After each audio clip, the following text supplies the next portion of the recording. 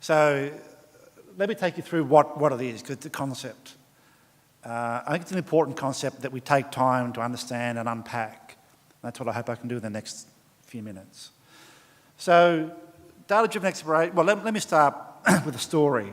So only last week, I was in this very room attending a workshop called Industry 4.0. It was organised by the Queensland Government and focused on the skills we need as a society to help prepare us for what is called the fourth industrial revolution.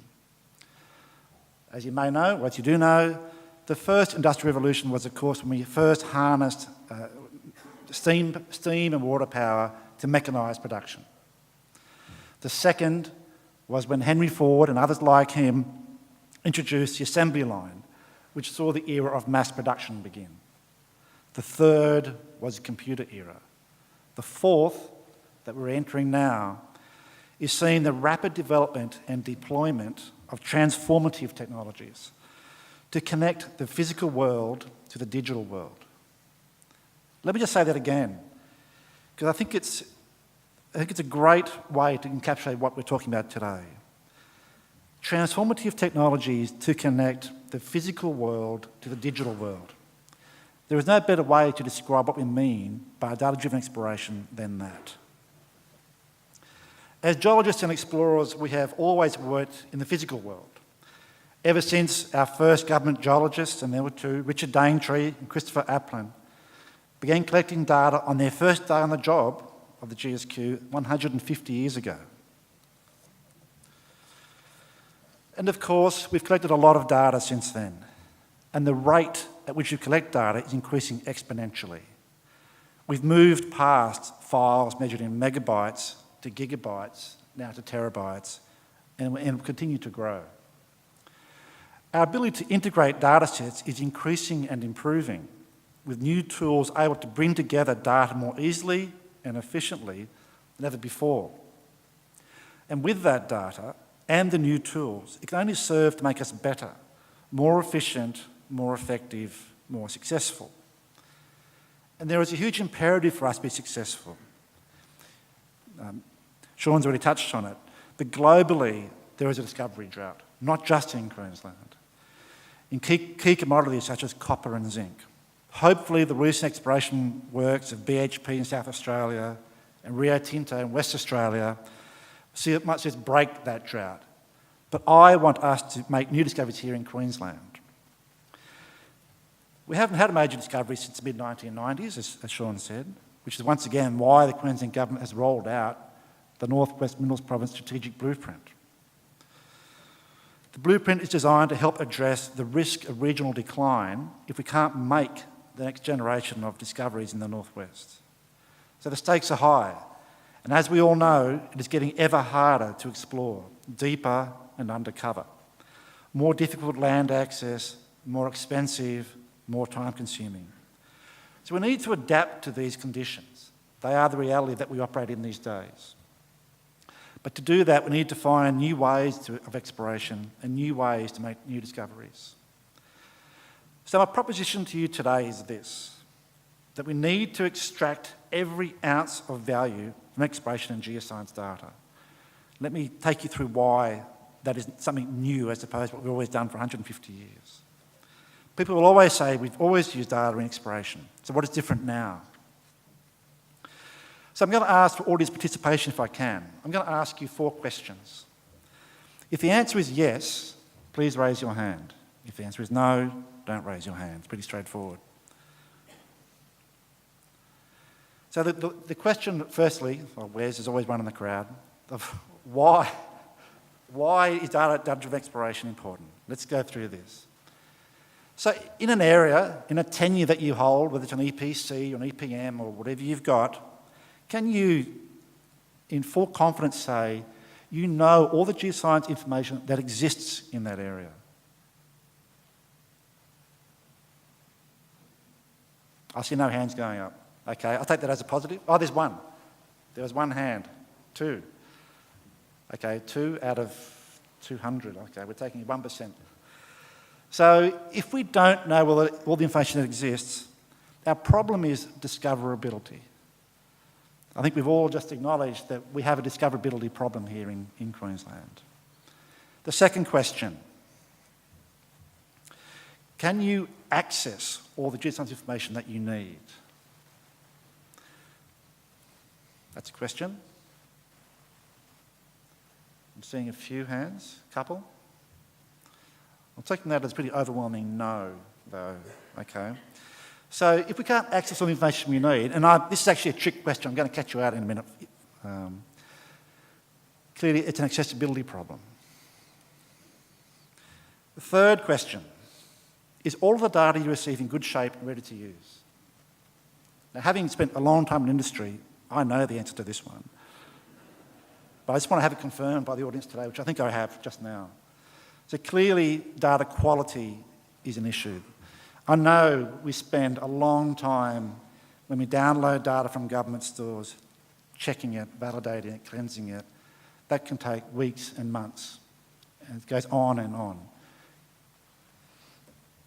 The fourth and final question. This gets back to my main point. Are we extracting every ounce of value from our data and information?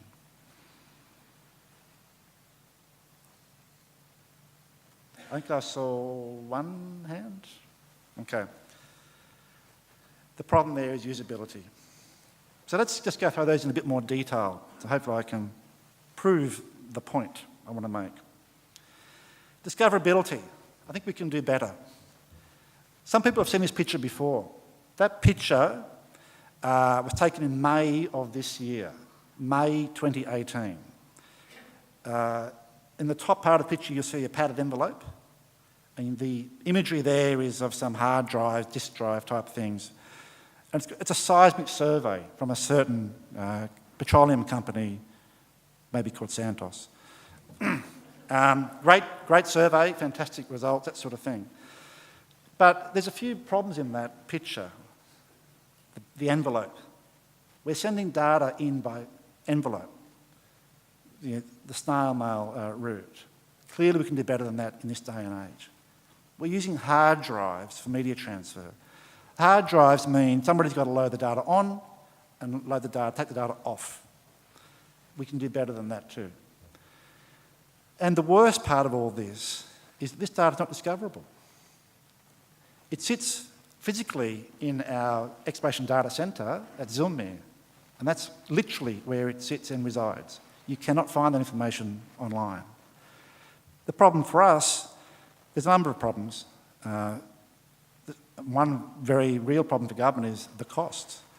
The costs are somewhere between $5 and $8 a gigabyte to store that data. And that's a multi-terabyte seismic survey file. You scale that up across the industry, the resource sector in Queensland, the storage costs alone are staggering. It's just not sustainable for us. But also the transfer of that information, the pipes that we use to allow upload and download are very, very thin. So to upload and download a multi-terabyte file would take days, literally, to do it. So yes, the data's literally in our shed at Zilmere, very safe and secure out of the rain, but not much use really. The next one, accessibility. I don't want you to read the slide because I know you can't read it, the image on the screen there, but I'm proving a point. So in May of this year, early this year, we had a request from an exploration company to source all of the data in an area that they had acquired, an EPM, I think it was. So our diligent staff, our expert staff, did a great job, and they knew where the data resided across the various systems we have in GSQ, and there are 14 systems we use for data storage. And in the email response, which took quite a while to compile, the blue things are web links. There are 17 web links in there. 17. So you need to access 17 different sites for various, either download data, access data, or support or help. So clearly there's a problem with fragmentation of data. It clearly demonstrates why we haven't enabled self-discovery of data. And in 2018, in the era of the fourth industrial revolution, we should be able to have it such that you can discover the data, download the data that you need easily. Slide 5, quality. I've grabbed this off the internet, this picture, but the question is very valid. What is poor data quality costing you? I'd suggest it's a huge amount. Not just the time of people to go through and cleanse it, but what are you missing in terms of your exploration insights because of poor quality data? We've got to remove manual handling from the way we use data, the way we upload it. So in government, for example, our systems don't have quality assurance built in. So when the data comes in through the QDEX system in a PDF format, we can't check the quality. So that's why we're moving towards implementing data reporting guidelines. We want to make sure that in future we build in quality checks as part of the data upload process, that we prescribe data standards, that there's metadata appropriate, and also that we can pick up those people who game the system by changing the date on the same report and submitting it every year. That game is over, or will be soon. Usability. If we can't discover data, access data, or rely upon its quality, then we can't make best use of it.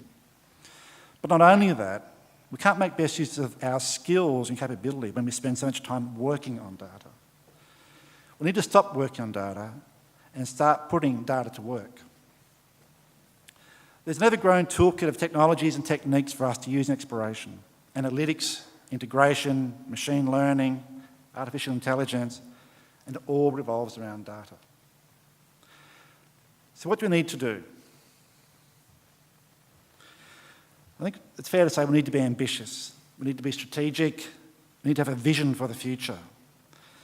That vision, I think, looks something like this. A geoscience data ecosystem.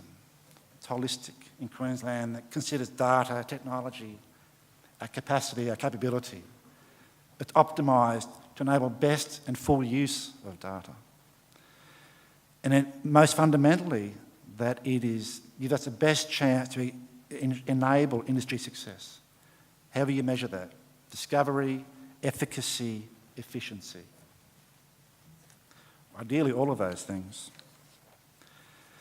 And while I say Queensland, of course, the same approach should be taken nationally, which is why I'm really pleased to see the recommendation coming out of the Resources 2030 Task Force, which reported back recently.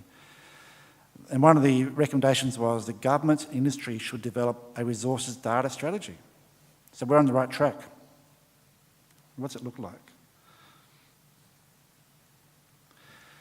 So data-driven exploration.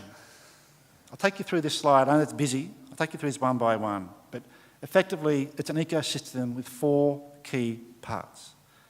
If those parts work in concert, what we end up with is effective and efficient use of knowledge to enable industry success. Discovery, cost, time, resources, waste, however you want to measure success. Let's go through this. Data. The data input particularly. So simply put, we need to improve the quality of data reported to us. I think we've all just proven to ourselves that we can't rely upon the quality of data we get out of our systems. It's only as good as the data going in. It's a classic. I won't use the classic term people use for data in and data out, but you know what I mean. Good data in, good data out, and the inverse is also true. So recently, last month, we released revised reporting guidelines for the Petroleum and gas tenure holders, and we'll do the same for Mineral Resource Act tenure holders next calendar year. Those guidelines are quite prescriptive, but if you think about it, it's to your benefit being the petroleum sector, and it'll be the same in the minerals and coal sector.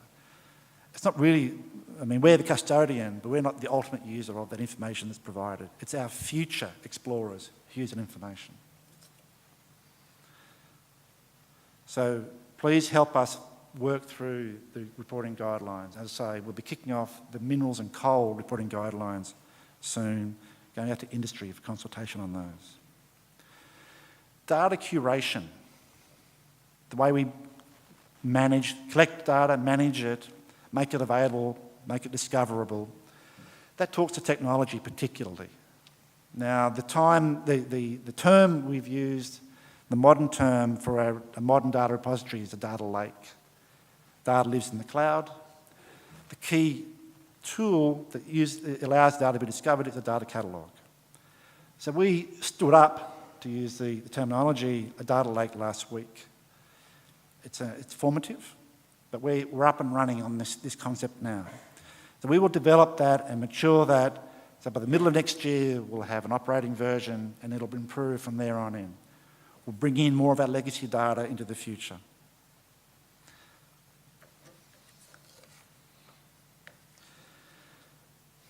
But in that data curation piece too, it's not simply where we store the data and how you find it. It's also we will build in things like automatic data validation. In future, when you won't use your PDF files to submit data or an envelope, you will load the data in an online form.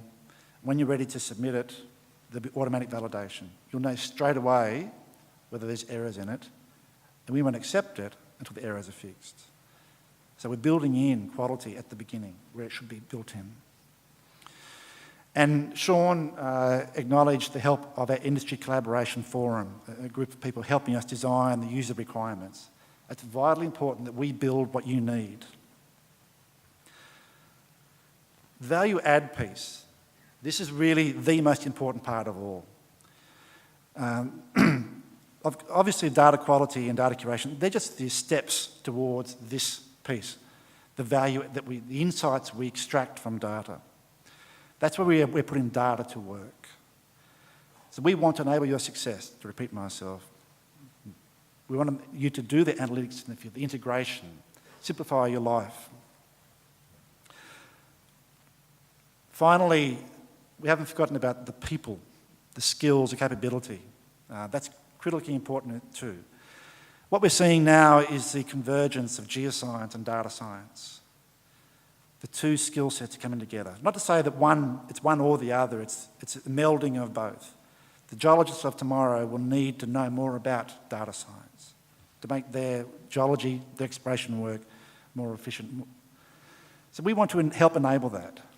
We're not the experts in data science. I do think we're experts in geoscience, but we want to make sure that we create opportunities. As government, we create opportunities for discussion, for learning, for exchange, like today is, for example.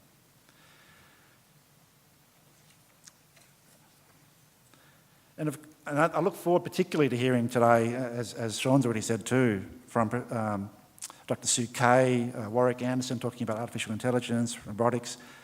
They're very interesting things. I want to see where they fit into our future in exploration.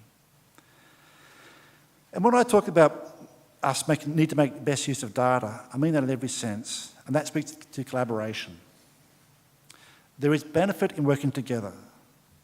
I know that some things are commercially sensitive, but there's also commercial sense in working together. In the Northwest, for example, I think we need to develop a comprehensive understanding of the entire province, to stand back and take a broader and deeper view to give us the insight needed to make the next generation of major discoveries, but which is only something we can do if we work together. So I'll close now with a prediction that when we successfully bring together the four elements of our data-driven exploration ecosystem, data quality, data curation, value add, industry enablement, as we intend, we will have created the ecosystem for success, which will put us at the forefront of exploration in Australia and around the world. Thank you.